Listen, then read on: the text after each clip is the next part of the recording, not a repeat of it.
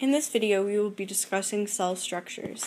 Our idea was to relate cell structures to a town or city. The plant cell and the animal cells will be sister cities in this, and sometimes will have the same parts. I will tell you when the parts are different. We open with the part of the cell that most people are usually taught first, the nucleus. The nucleus, by definition, is a dense organelle present in most eukaryotic cells, typically a single rounded structure bounded by a double membrane containing the genetic material. It is the central and most important part of an object, movement, or group forming the basis for all activity and growth. In other words, it's pretty important and is usually referred to as the brain of the cell. In our analogy, we say that the nucleus is town hall, where governing takes place. We relate the nucleus to town hall because, like governing and like town hall, it is a central place in town and delegates what happens in the cell. It also contains important members of history and the town's past, which brings me to the nucleolus. The nucleolus, by definition, is a small, dense spherical structure in the nucleus of the cell during interphase. It usually contains most of the central genetic material and makes genetic material as well. In such, it preserves the history of the cell and helps to make new genetic material when the cell divides. Because of this, in our analogy, the nucleolus is all government people and where history takes place, like a history hall or a museum. As you can see, the governing officials are just as important as the government. Now we move to the outline of the nucleus, the smooth endoplasmic reticulum. The smooth endoplasmic reticulum, by definition, is an organelle found in both plant and animal cells. The main function of the smooth ER is to make cellular products like hormones and lipids. Because of this, in our analogy, the smooth ER is the police force because it protects the cell, controls the cell in some manner, and filters out waste. It protects the nucleus mostly, and ensures that nothing harmful enters the nucleus. Now we move on to the outermost endoplasmic reticulum in most situations, the rough ER. The rough endoplasmic reticulum is found throughout the cell, but the density is higher near the nucleus and the Golgi apparatus.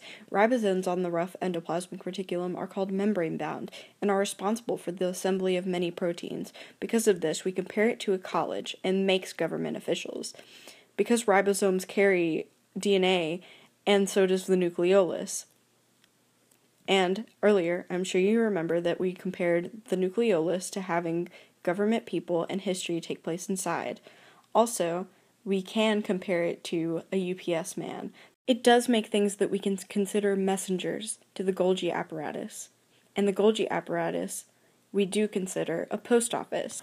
The Golgi apparatus, by definition, is a complex of vesicles and folded membranes within the cytoplasm of most eukaryotic cells, involved in secretion and intercellular transport. In other words, it moves things around and makes sure that messages are carried from one organelle to the other. Next is the mitochondria, an organelle that most of us know about and consider the powerhouse of the cell. The mitochondria, by definition, is an organelle found in large numbers in most cells, in which the biochemical process of respiration and energy production occur. It has double membrane, the inner layer being folded inward to form layers, or cristae. Because we are considering the people being the things that need to be powered, the mitochondria is all restaurants and grocery stores present in the cell city. Food powers people, and the mitochondria powers the cell. Next is the chloroplast. The chloroplast, by definition, is in green plant cells and is a plastid that contains chlorophyll and in which photosynthesis takes place. It might be considered the mitochondria of some plant cells, and we can move on to that later, but in this case, we are going to consider it the culture of the town because it does pigment the plant. This is in Plant City, the sister city of Animal City. It might be similar to a town festival or a mural in a town. Next are the vacuoles, and the vacuoles are not as pretty as the town festival, because in our analogy, the vacuoles are a prison, because they hold criminals, in other words, waste. The vacuoles, by definition, are a space or a vesicle within the cytoplasm of a cell, enclosed by a membrane and typically containing fluid. Dealing with waste, lysosomes are next. In our analogy, they are the hospital because they get rid of illness or waste. Lysosomes, by definition, are an organelle in the cytoplasm of eukaryotic cells containing degradative enzymes enclosed in a membrane. Because we now have all the functional parts of the town, next we move on to the more space-keeping parts of the town. The first we will pay attention to is the cytoskeleton.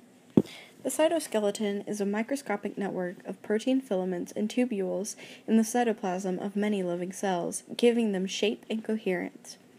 In this case, we will consider the cytoskeleton being highways, streets, and borders, the thing that gives shapes to most towns and cities. Next, we move on to the centrioles, which are only in animal cells. We consider these to be construction workers because they help divide. Centrioles, by definition, is a minute cylindrical organelle near the nucleus in animal cells, occurring in pairs and involved in the definition of spindle fibers in cell division.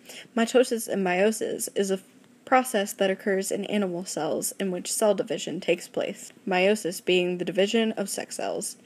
Next is the plasma cell membrane.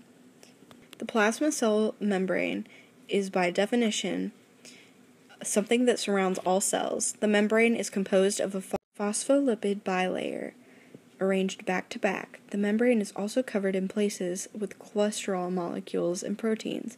The plasma membrane is selectively permeable and regulates which molecules are allowed to enter and exit the cell.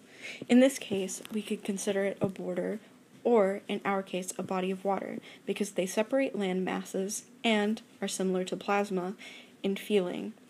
Plasma is almost aqueous. It seems we have reached the end of the video. Thank you for listening and watching. I am Bonnie Smith, and I did the voiceover and came up with some of the writing for this. Alyssa Grigsby helped with concepts and pictures. Mackenzie Taylor also helped us with concepts and video. In this video, we will be discussing